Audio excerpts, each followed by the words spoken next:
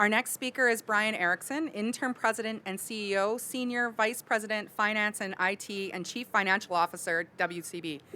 That has got to be the longest title. Brian came to the WCB in 1989 and has been the Chief Financial Officer and Senior Vice President for Finance and IT since 2012. In February 2019, Brian took on the role of Interim President and CEO. Brian is a chartered professional accountant, CPA, CGA, as well as having an MBA from UBC and a BA Commerce from Simon Fraser University. Brian has also received certification as an internal auditor and is a graduate of the Canadian Securities course. Please welcome Brian Erickson.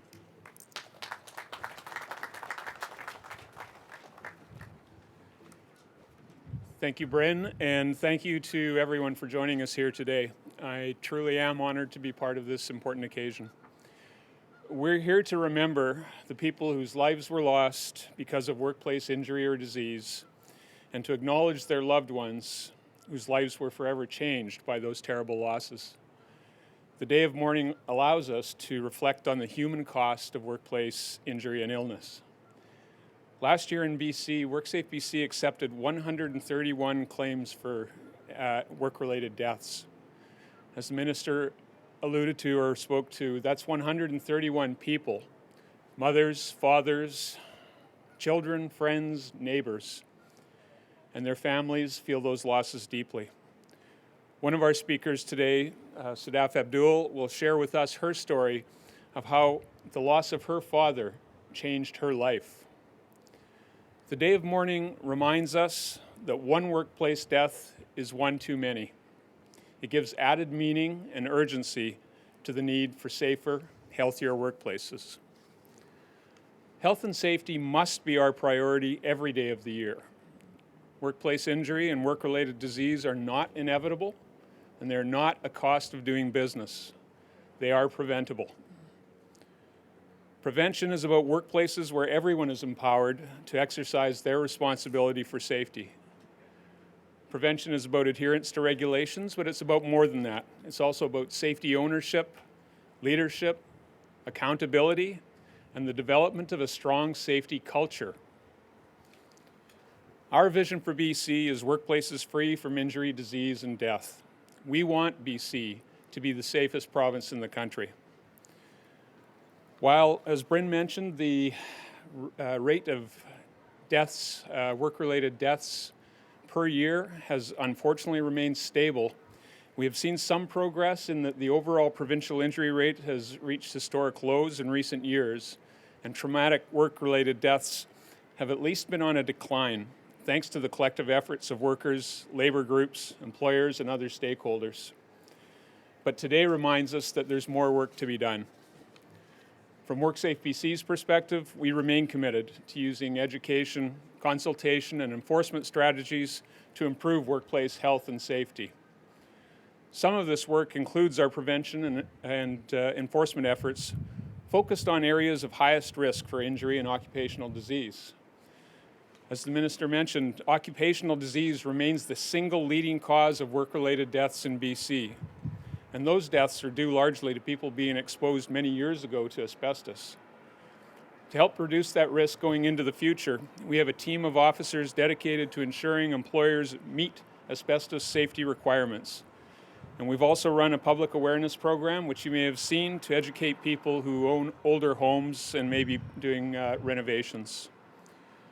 We've also developed prevention strategies for key industries with some of the highest risks of serious workplace injuries, including construction, manufacturing, forestry, and healthcare.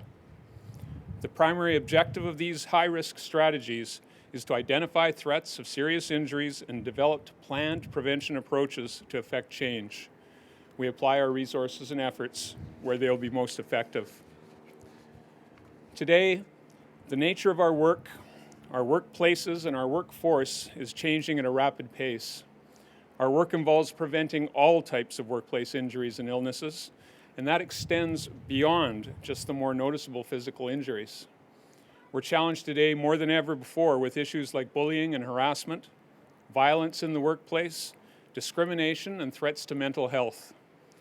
And we all need to work together to ensure these workplace stressors do not increase their toll. At this time, I'd just like to pause and mention, as Brynn did, the students in over 175 high schools across BC that took place in the Day of Mourning BC School project on Friday. Led by the BC Labour Heritage Centre, the project educates students about workers killed or seriously injured on the job and the importance of workplace safety. Shortly, you'll hear from Mike Shaw, who will share a courageous and inspirational story of his life after a serious work-related injury in 2013. Mike also tells his story to high school students across BC, helping to educate students about the importance of safety, just as many of them are getting into their first jobs. And this is vitally important, as young workers are among the most vulnerable people in our workforce. While we can't change the past, we can definitely affect the future. What we do now protects the workers of today, but also our children who are the workers of tomorrow. Today is about reflection, but it's also about action. Let's reflect on the workers who never returned home and on how many people are affected by workplace death, injury, or disease. But let's also take action. Whether you're an employer, worker, union representative, or part of an industry association, we all share responsibility and have a part to play in keeping workplaces safe. We must remain diligent in our efforts, independently and collectively, to ensure each and every worker in British Columbia goes home safely at the end of their workday, each and every day. Thank you.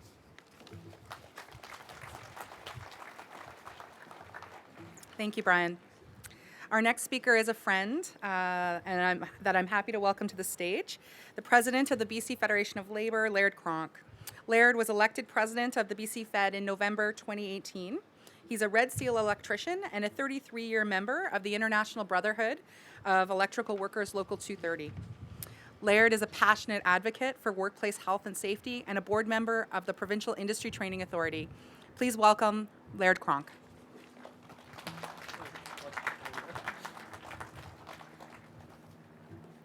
Good morning. I would also like to begin by recognizing we are here today in this beautiful place on the unceded territory of the Musqueam, the Squamish, and the Tsleil-Waututh peoples. I want to thank you for taking your time out to be here today and pay tribute to this important day for workers. Every year on April 28th, we remember workers who have been killed, injured, or become ill because of their work. And a special thank you to the two speakers most impacted by unsafe workplaces, Sadaf and Mike, who will speak in just a few moments. It takes great courage to share their stories with us today. The BC Federation of Labour represents 500,000 workers who are affiliated unions in the province of British Columbia. And on their behalf, I'd like to share our heartfelt condolences to the families, friends, and co-workers for the 187 workers killed on the job or due to work-related illnesses in 2018.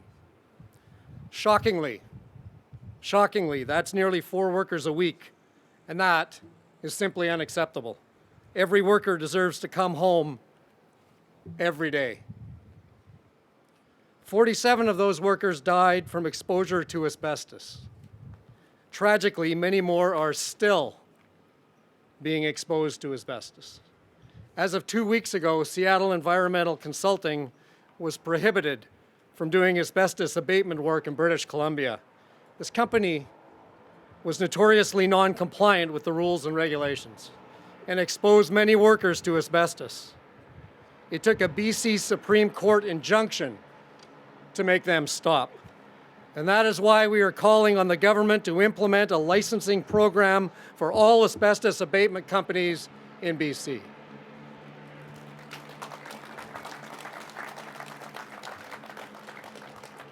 More than 100,000 worker injuries and illnesses were reported in 2008. 100,000. And yet we know that these numbers are only the tip of the iceberg. Many workplace deaths and injuries remain unreported. Many are not compensated. Official numbers are often underestimated. There could be up to 10 times greater numbers, according to a 2019 study titled Work-Related Deaths in Canada. But here I am talking about numbers. These aren't just numbers. Each number is a person, a worker, a father, a brother, a sister, a daughter. Every single fallen worker means family, friends, co-workers, and a community are grieving and mourning the loss of a loved one who is anything but a number to them. Surviving dependents are left behind. They need proper supports to deal with the emotional and financial impacts of their loss. Workers with disabling work-related injuries or diseases are struggling to cope. The workers' compensation system in this province is broken. This is simply not acceptable.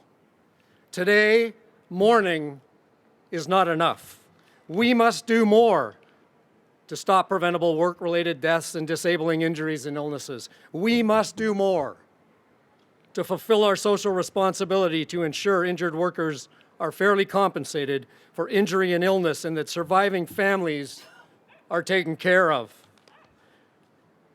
You know, there will be an independent review of the workers' compensation system. It was recently announced. The review will make recommendations on shifting to a more worker-centered approach. We must ensure that each injured worker's claim is assessed on their own merit. Injured workers and their families must be fully and fairly compensated. I do want to note there has been some progress. Our BC government has reduced barriers for support and compensation for traumatic psychological injuries for police, paramedics, firefighters, and sheriffs, and more recently, they added nurses, care aides, and emergency dispatchers. And wildland firefighters are now included with structural firefighters in the presumptions of occupational cancers. These changes are welcome, and I thank Minister Baines. But the BC Federation of Labour believes the mental disorder presumption should be granted to all workers regardless of occupation.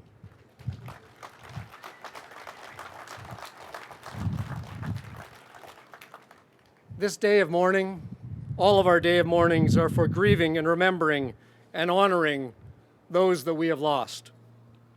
We still have so much work to do to keep workers safe. So today, the day of mourning is also a day to recommit to increase our efforts to improve workplace health and safety, to recommit to rigorously enforce occupational health and safety regulations and hold those who violate them accountable, to recommit to preserving the dignity of the thousands of workers who suffer injury or illness, and to recommit to ensuring full compensation to those who have been hurt at work. Today, we mourn for the dead, and we recommit to fight for the living. Thank you.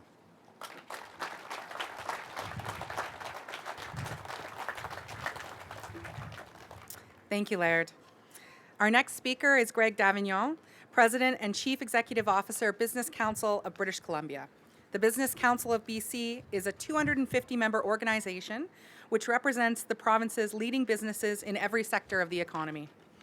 Greg is active in his community, serving currently as a board member and chair of the Development Committee of the British Columbia Cancer Foundation. He has also recently served as the chair of the Canadian Breast Cancer Foundation BC Yukon region and on its national board. Please welcome Greg Davignon.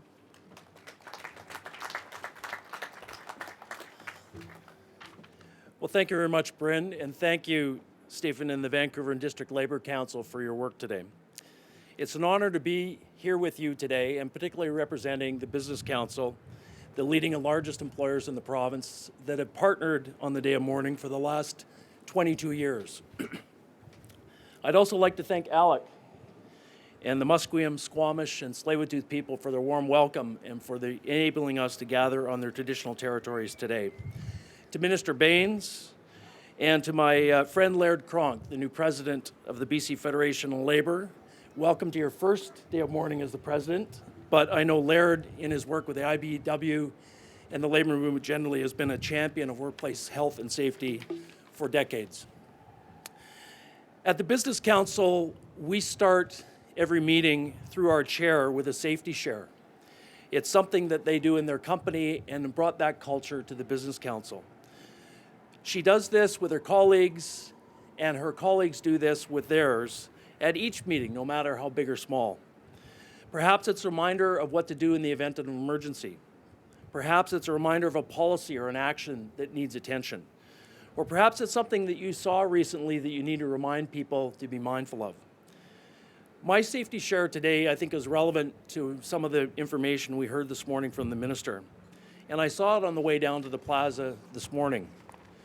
Speeding and not paying attention in a motor vehicle is merely an attempt to wind back the clock. The old adage, time is money, is irrelevant if you injure or kill someone while driving without attention or too quickly. No amount of money will rewind the clock and undo the needless harm that your accident can cause. This year, for the first year in many, we saw too many people injured or lost their lives needlessly at work and in vehicle accidents. Vehicles can be workplaces, whether you're going to a job site, going to a meeting, making a delivery, or rushing home to meet kids and family to take them to an event. It's the pedestrians and family and friends that suffer the consequences of that action. Each year on this day, as I said, since 1997, the Business Council joined in partnership with WorkSafe, the province, the BC Federation of Labour, and others to rededicate ourselves across the province to those that have been injured and killed in work-related incidents, and to recognize and mourn those people that have lost their lives. And we come together on this day every year to recommit ourselves every day to be vigilant and act on our shared responsibility to protect the health, safety, and well-being of British Columbians at their place of work. It is this day that we not only mourn, but we also recommit, as other speakers have said, to ourselves the importance of partnerships and common sense policies and real actions that will eliminate future and preventable workplace accidents and injuries. I long for the day where we no longer have to have this event. But as we recommit ourselves, I'd like to reflect on the courage and commitment of the stories you'll hear from Mike and Sadaf, who follow me. They're personal stories, but they are stories that we should absorb, reflect, and act on. Their experiences hold great power for all of us to share. And by sharing these stories, they not only touch our hearts, but they can move us to things we can do to prevent actions that lead to workplace injuries, not just for those employees. Our deepest sympathies to those families who have experienced this tragic and preventable loss. We are all deeply affected, but as you know, environment. Will they have the courage to speak up if they see someone else doing something that is unsafe? Will they and their colleagues take the time to follow the procedures and the policies that have been laid out and thoughtfully put into place, mindful not of their own safety, but also the safety of those around them if they're working in haste to get something done? We hear far too often and too regularly about young and new workers being more likely to be injured on the job. Raising awareness with young workers about the risks is key to changing culture. It's key to changing behavior, and it's key to improving the outcomes we all want, which is to prevent workplace injury and illness.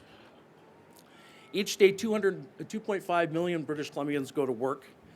We're tradespeople, we're innovators, we're professional service providers, managers, business owners, and others. And we all have a right to a safe workplace, safe work practices, and it's everyone's shared responsibility to make this true every day. BC's employers have a vested interest in workplace health and safety as their #1 priority.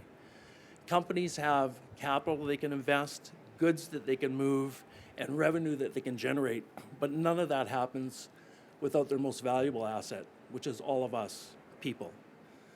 Our member organizations, leading firms from across the province, demonstrate their deep commitment to safety, working with you, working with labor, working with government, building and supporting a culture that puts safety first, making investments in regularly updating, training, skills development, equipment, and technology, and to make sure that we are accountable for those resources and that they're put into place.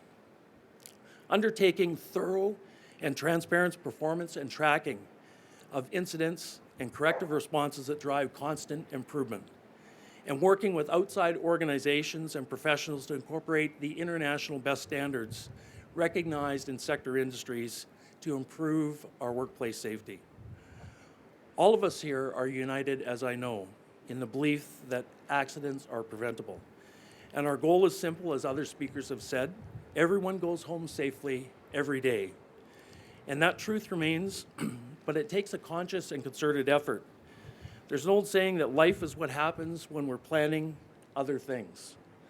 It's my personal experience that when we're short on time or distracted or otherwise preoccupied, that's when mistakes and injury are most prone to happening. That's why we need to regularly check in with staff, colleagues, coworkers, and family members to make sure we're advancing key issues, key policies, and key actions. No one should be injured while earning a living, and we need to make sure that we act on those principles and commitments. So our shared values around the importance of workplace safety bring us together, but prevention is a verb.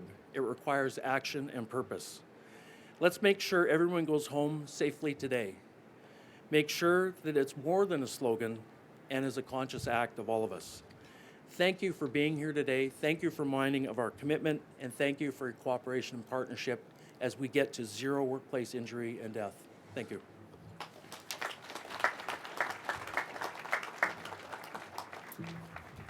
Thank you, Greg. Our final two speakers have experienced life-changing loss due to workplace tragedies. The first speaker is Mike Shaw. Mike's passion for freestyle skiing was everything. He lived and breathed skiing from a young age. By 16, Mike had joined the Silver Star Freestyle Club in Vernon and was hooked on competition, taking his skiing to new heights. By the time he was 27 years old, he was a coach to some of Canada's top half-pipe skiers.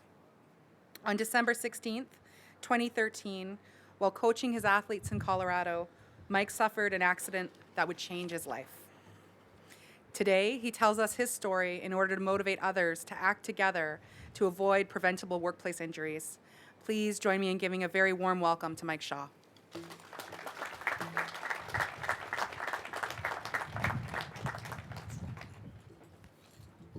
Hello, I'm Mike Shaw, and I can honestly tell you I am humbled and honored to be here right now, and I'm grateful to be standing in front of you. When we take a moment to not only remember, but find peace and gratitude for those that we have lost to either workplace-related incidents or occupational disease. And I am an injured worker. Fortunately, since my accident, I've had an opportunity to go out into schools and educate our youth about the importance of safety, and that's all done with the New and Young Worker program at WorkSafeBC.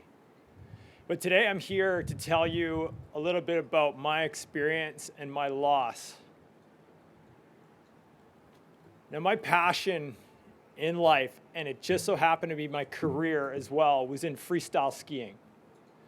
Doing flips, twists, massive jumps, the feeling of flying, and it's incredible. But my passion is a double-edged sword.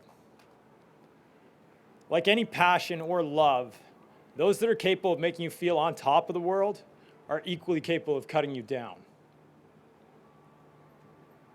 In 2007, I had to leave competitive skiing as a young guy because of broken bones and torn ligaments. But by 2013, I had bounced back. And not as the skier or a professional skier, my original dream, as a coach. I got a job coaching some of the best up-and-coming skiers in Canadian half-pipe skiing. And it was incredible. On December 16th, 2013, on a routine training day with my team, I performed a trick called a 720, which is 2 full rotations that ended up in a catastrophic landing. On the way into the jump, I felt it. I saw the red flags. It was like a neon flashing sign saying, don't go. Something was wrong. My gut, I was like, I knew it. My instincts were telling me. That little voice in my head said, don't go, but I chose to ignore them because I thought I need to catch up, or I've done this 1,000 times. It's just, whatever, I'm gonna go. And on impact, in a scorpion-like crash, I pitched forward, face neck, I tumbled downhill, sliding to a stop in the snow, going like, no, no, no, not now, No, not here, not me. This can't be happening. Ouch. A sharp but brief pain in my neck, and then nothing.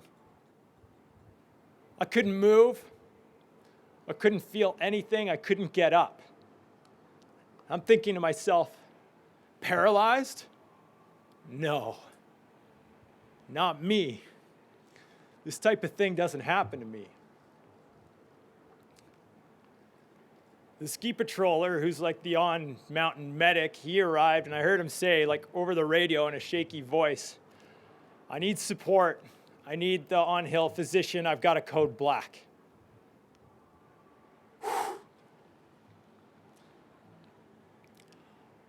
I know what that means. It's serious. And I'd broken my neck, and I couldn't get up. I needed medical attention fast. And fortunately, I got it.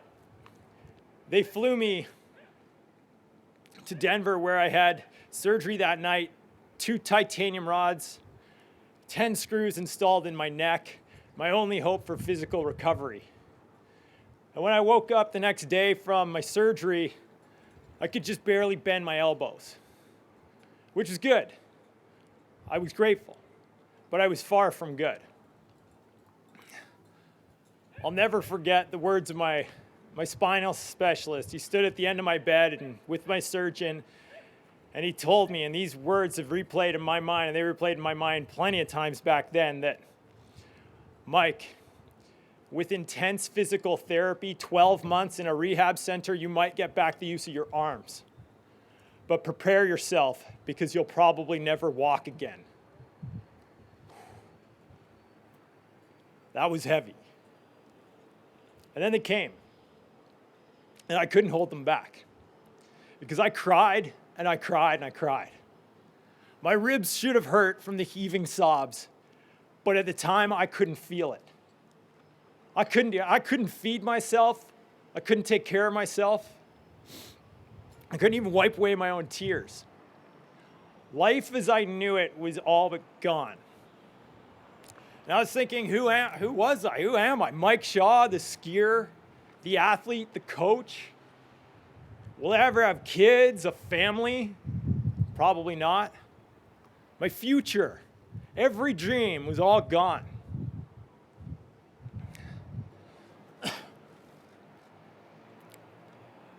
Oh, God, sorry. I've got some notes. I'm not really good with scripts, but I hope you guys don't mind.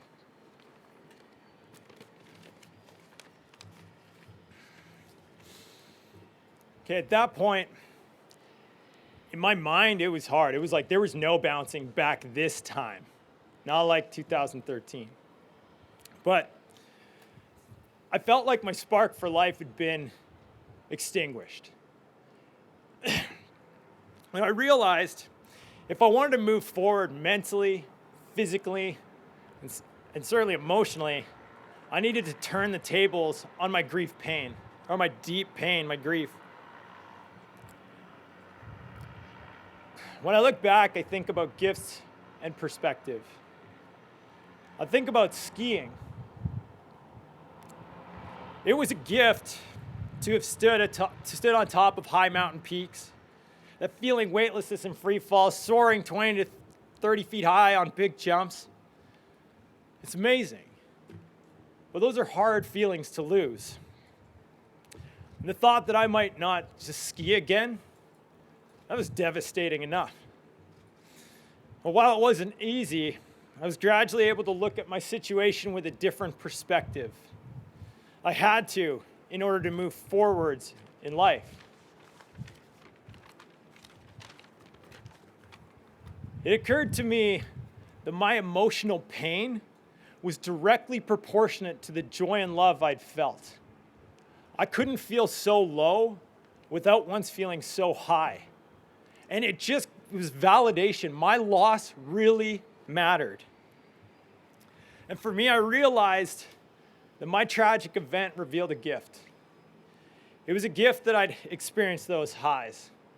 And the lows, they just gave me a greater emotional capacity to appreciate those highs and even new highs. I was fortunate that I had something in my life that mattered so much, it hurt to lose. And now, I'm forever grateful to have had skiing in my life in the first place, and also just so happen to have a job that I love. In the end, I've had a miraculous recovery. I know I don't look like your typical quadriplegic, and my disability is virtually invisible now to the untrained eye. You can't tell that I have trouble using my hands or that I don't have the same strength I used to. My skin on my legs is numb, like my balance, coordination. It's difficult, but I am very, very fortunate. I may not ski like I used to, but I am lucky to be standing here. Still, I've had a spinal cord injury. I've seen a spectrum of physical recoveries along the way. And some experience healing better than mine, while some remain completely paralyzed. The physical healing part, that's uncertain. But I've had to heal emotionally too. And my feelings of loss, much like yours, they don't go away overnight. And there are setbacks.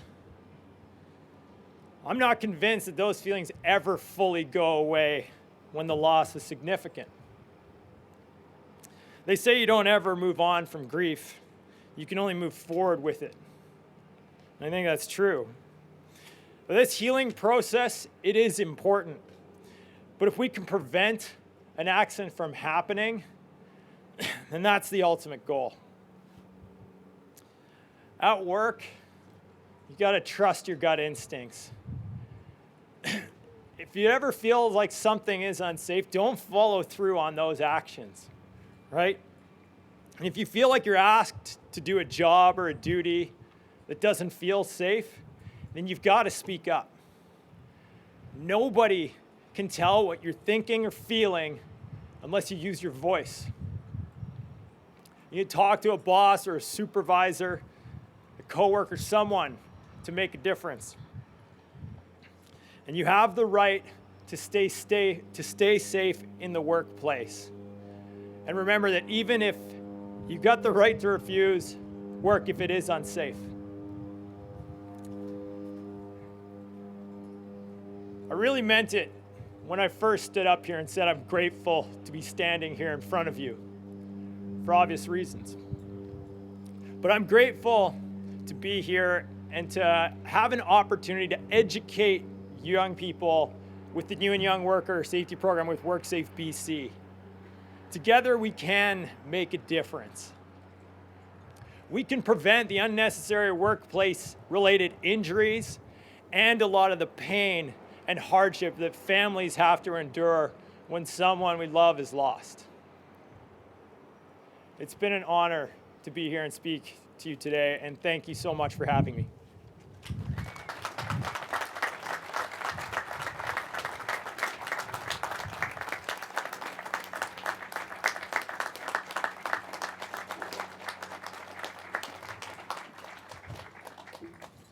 Thank you, Michael. It's incredibly powerful to hear from injured workers themselves, and that your courage just amazes me. Our final speaker has a personal story to tell. Sadaf Abdul is a family survivor. Her father, Abdul Salam Rahimi, died on a work site in downtown Vancouver on January 19th, 2010.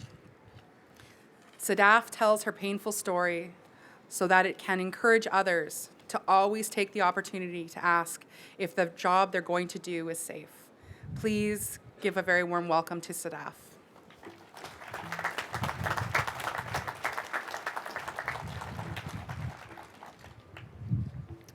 Hello, my name is Sadaf Abdul, and it's an honor to speak to you today.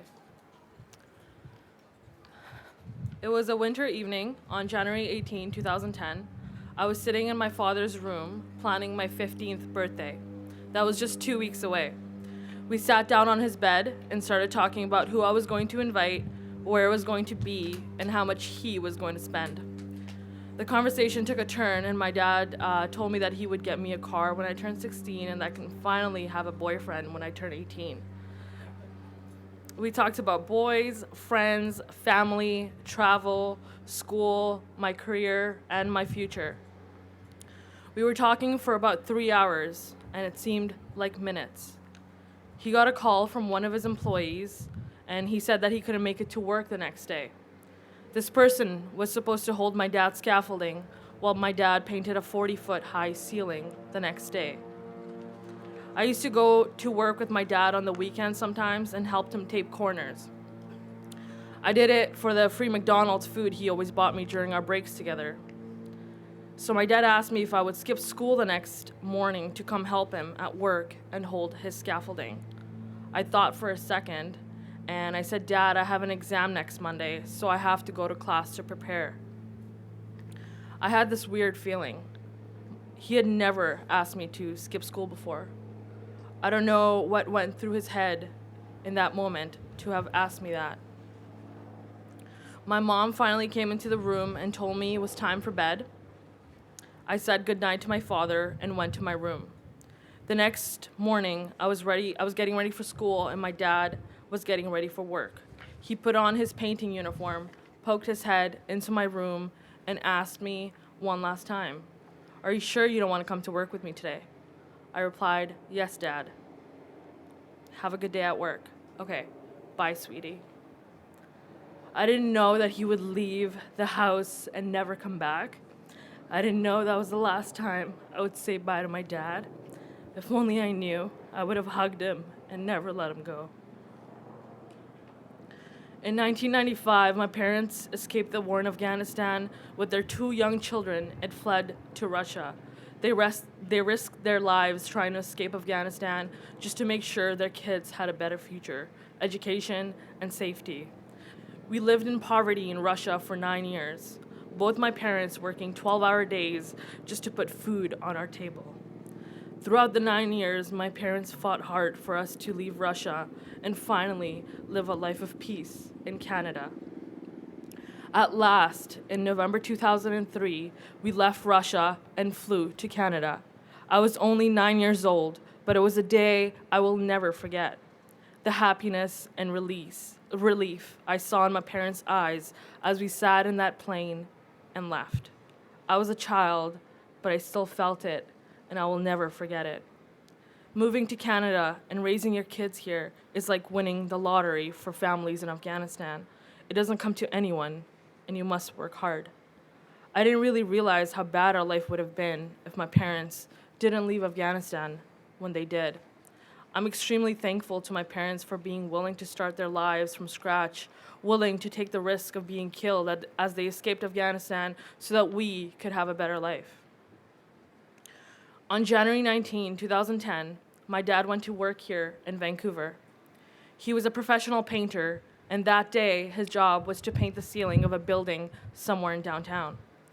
His friend went out of the building for a minute, and my dad's scaffolding started rolling.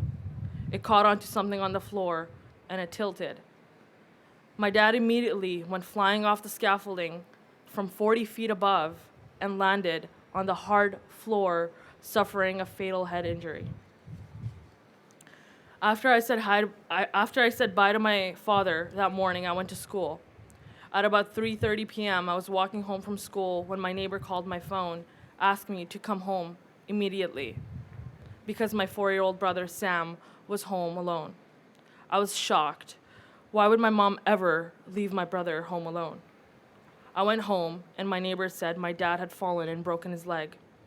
They drove us to the hospital where I saw my mom. I will never forget the look on her face. She looked at me, I asked her what was wrong, and she said, "Your dad is in a coma." The doctor came in and nonchalantly said, "I'm really sorry about the news. We tried everything, and your father will not make it past this evening." Those words will be engraved in me for the rest of my life. They let us see him in the ICU. I held my dad's hand, and I prayed and I prayed. I cried and I cried like I've never cried before. I didn't want it to be real. I had wished I was dreaming. My dad was laying there, bruises and cuts all over his body. His head was inflamed from the fall. I couldn't believe my eyes. My father, my best friend, was leaving me, even though he promised to be by my side always. I had to say goodbye to him. Goodbye forever. It was so hard, knowing that I would never see him, hug him, or hold him ever again. After I heard what happened, I knew it was preventable. There are steps, just small, simple steps, workers and employers can take to save your life, to save a colleague. If my dad or his colleague had inspected the floors that day to check for the hole the wheel of the scaffolding caught onto, this would not have happened. My dad would still be here with us today. So please, take every chance you get to ask yourself if what you're being asked to do is safe. Don't hesitate to say no if you don't feel comfortable doing the job. Your life is so important, more important than the job that needs to get done. You are irreplaceable. All this happened when I was 14 years old, so I didn't realize the financial impact this was going to have on our family. My mom stayed strong and never showed us a sign of stress or depression. As a child, you don't think about those things, and I know my mom didn't know what to do. She didn't work. She had 4 young children, all under the age of 16. She was in a country where she barely knew the language. She was hopeless, but she stayed strong for us. With the help of WorkSafeBC, my mom was able to raise us by herself without a sign of worry in her face. My mom never made us feel like we were missing something. She was and is always there for us. She has been a mom, a dad, and a friend to us throughout this entire journey. So thank you, Mom. Thank you for being the strong woman that you are. Without you, none of us would be here today. Without your courage, strength, and sympathy, we would not be the people we are today. Nothing we do will ever repay what you have given us. You brought us here to one of the safest places on earth. You gave us love, education, and freedom. And for that, I am eternally grateful. Thank you. Thank you. Our family would not be where we are now without the support of WorkSafeBC. Your team was there for us since day one. You helped us through it all. You assisted us in every way possible, in every possible way you could. You are a part of our life, and you will be forever. We are so grateful to live in a country where the government does not leave you by yourself to fight your own battles, but helps you fight them.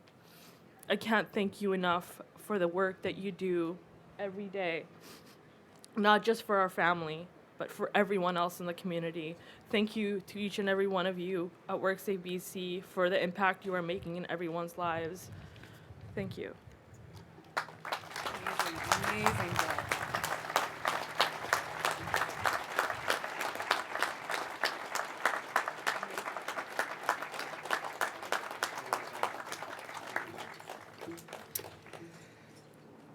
Thank you, Sadaf. Our sincere thanks to the families who've come to observe the ceremony with us today. We appreciate your willingness to attend. Thank you as well to Minister Baines, Brian, Laird, Greg, Mike, and Sadaf for your words, and to all of you for being here today. Please remember what we heard here from our speakers and translate it into the action in our workplaces and our day-to-day lives. In a moment, we will observe a moment of silence in memory of those workers who were killed on the job last year. As you hear the bagpipes begin to play, the Honor Guard, comprised of members of the Vancouver Fire and Rescue Honor Guard and the BC Ambulance Paramedic Honor Guard, will make their way past you towards the line of work. We ask that the families please come forward first and follow behind the Honor Guard and the Piper, and then the rest of us will follow directly behind. Roses have been distributed to you. You may wish to leave them along the line of work, or you may wish to keep them. I would also like to remind the families you are very welcome to gather in the Opal Room located in the Fairmont Hotel. WCB staff will accompany you to the Fairmont. This will conclude our ceremony. Again, thank you for observing this day of mourning with us. I ask you to join us for a short period of silence.